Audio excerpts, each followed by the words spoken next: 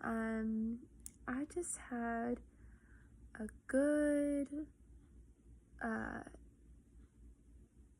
coming back moment. Coming back. Well, yeah, I guess so.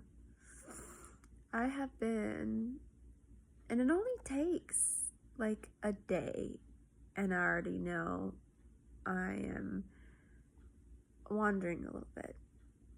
Because it's gotten to the point now where it's like I've become so dependent on God's presence, on God's peace, on God's voice.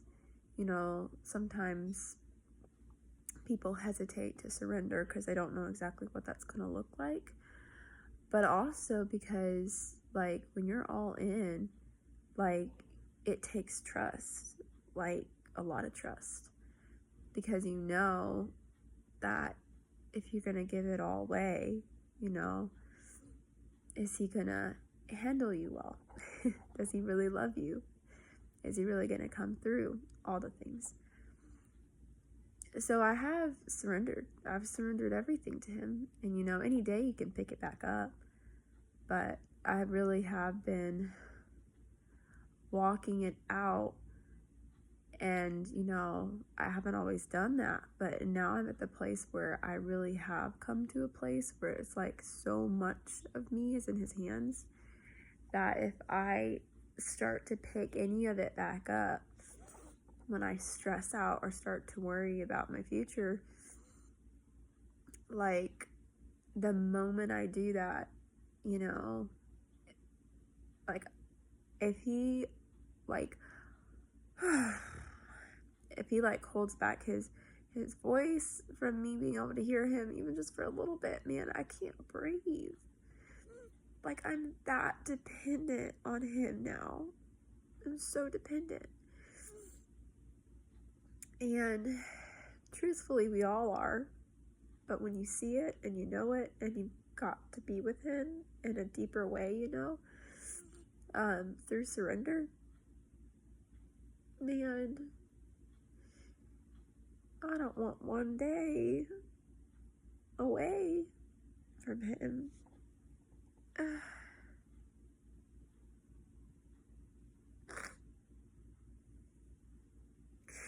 Sucks. It sucks a lot. But I just, what the heck? Oh my gosh, it's just flowing out of me.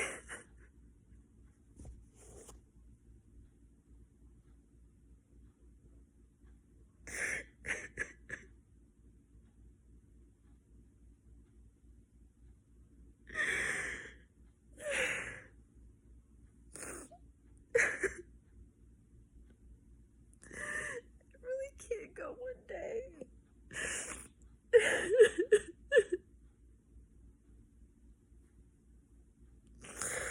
It's awful.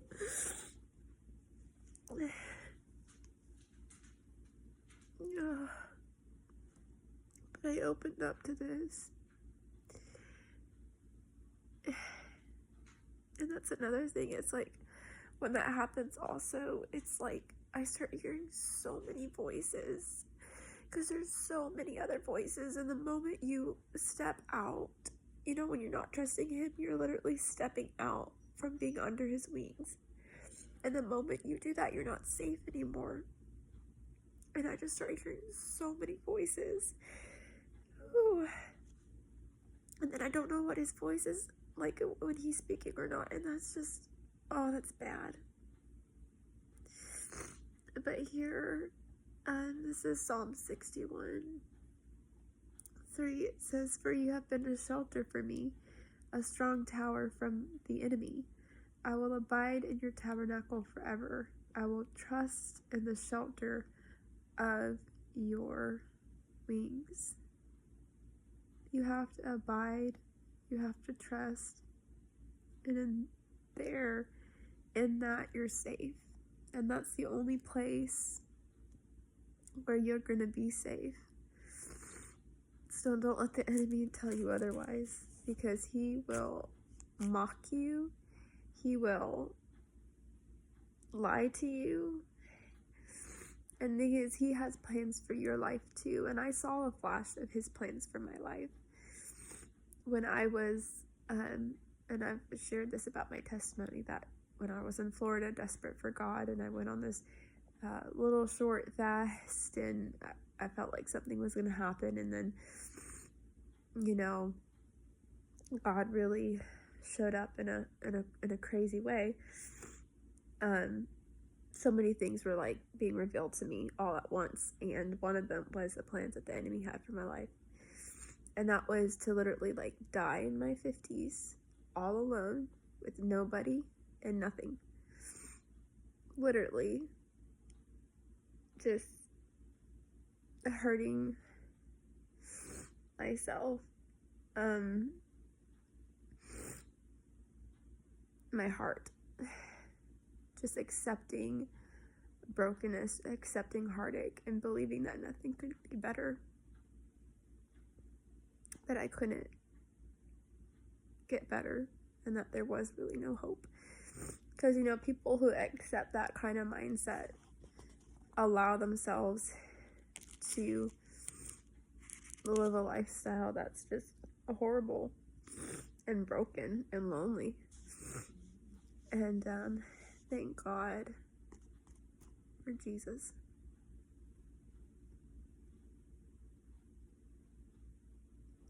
And I feel like I also need to be completely honest about what I saw, because a lot of that was on me. Was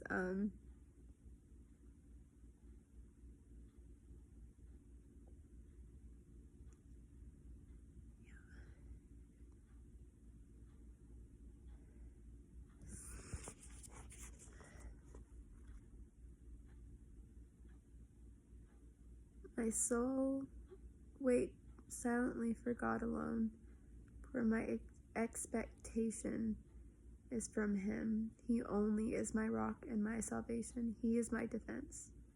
I shall not be moved. And God is my salvation and my glory, the rock of my strength, and my refuge is in God. Trust in him at all times, you people. Pour out your heart before him.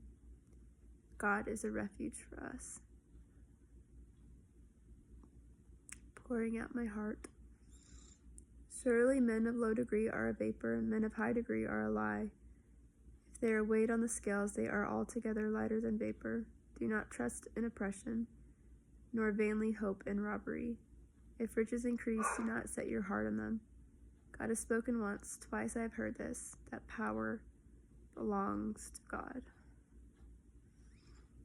Truly, my soul silently waits for God. From him comes my salvation. He only is my rock and my salvation. He is my defense. I shall not be greatly moved. How long will you attack a man? You shall be slain, all of you. Like a leaning wall and a tottering fence, you only consult to cast him down from his high position. They only consult to cast him down from his high position. They delight in lies. They bless with their mouth, but they curse inwardly. I'm reading from Psalm 62. Anyways, I'm telling you, like, whew.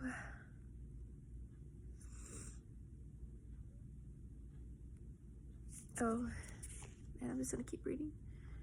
You have given a banner to those who fear you, that it may be displayed because of the truth, that your beloved may be delivered. Save with your right hand and hear me. God has spoken in his holiness, I will rejoice. I will divide Shechem and measure out the valley of Sokoth. Gilead is mine, Manasseh is mine, Ephraim also is a helmet for my head, Judah is my lawgiver, Moab is my washpot. Over Edom I will cast my shoe. Philistia, shout in triumph because of me. Says God. God is saying this. Who will bring me to the strong city? Who will lead me to Edom? Is it not you, O God, who cast us off? And you, O God, who did not go out with our armies, give us help from trouble, for the help of man is useless. Through God we will do violently, for it is he who shall tread down our enemies. He will. He will. That's why I'm saying the safest place to be is in the refuge, the strong tower of his presence. But here comes somebody. Who could it be?